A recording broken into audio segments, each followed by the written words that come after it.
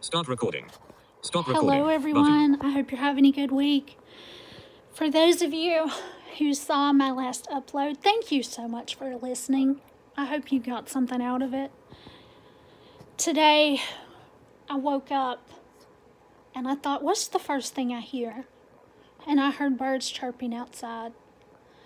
So I wondered if you guys walked around in your daily life for 5 seconds, 15 seconds, a minute, 5 minutes, 30 minutes. What did you hear? What did you taste? What did a simple touch feel like? A hug? Somebody holding your hand? What did you feel under your feet? Do you think you could walk around with just a white cane guiding you like I do?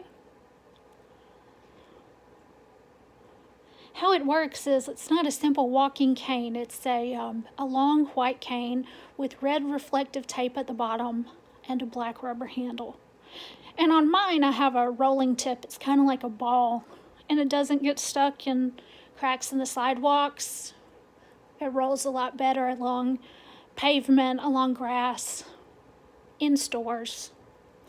And so what I count on is for the vibration that comes from the bottom of that cane to go up into the grip and then into my hand.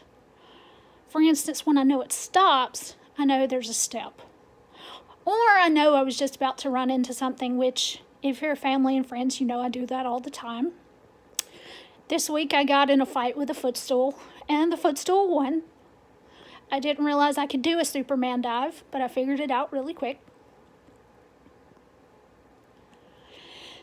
So, maybe you guys will laugh at this, but the other night, my wonderful mother made peach cobbler.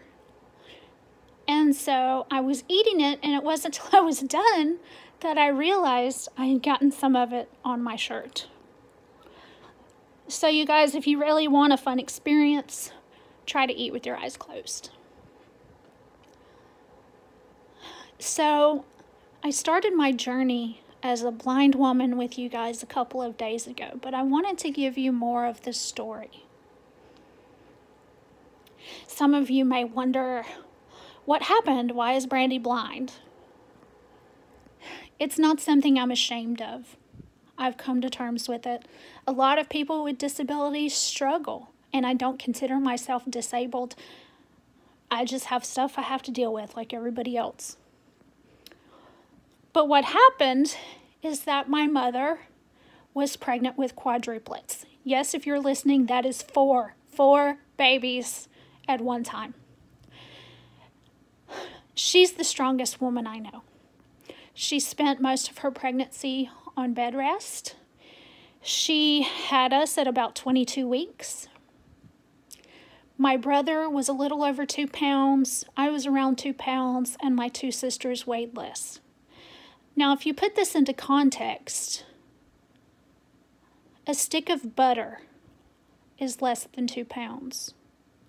4 sticks of butter is 1 pound. So if you put 2 pounds of butter together, that was my brother. My dad told me a long time ago that we fit in his hand. I had a brother, a sister, and my other sister was my identical twin. And that's even more rare, guys, to have a set of quadruplets and 2 of them are identical twins. We lost her a little over 2 months after we were born. And I think there's a part of me that knows that loss a lot of days. But I grew up with a sister and I grew up with a brother. So my mother got through not only having premature babies, the loss of a child, and children in the hospital for several months before we could come home. I was born legally blind. I've never been able to see the things that all of you see, and that's okay. I'm lucky because I didn't know what I was missing. I just went through every day and through daily life from my perspective. I had my right eye removed when I was 15. I never had peripheral vision in my left eye. And in 2014, I lost the rest of my eyesight a month after my son was born. But if some of you out there don't believe in miracles, let me tell you that just being able to see that little blob in my arms was worth everything in the world. I had that for a month. So you guys, I just wanted to tell part of the story. More will come later. And please remember that every day that you wake up,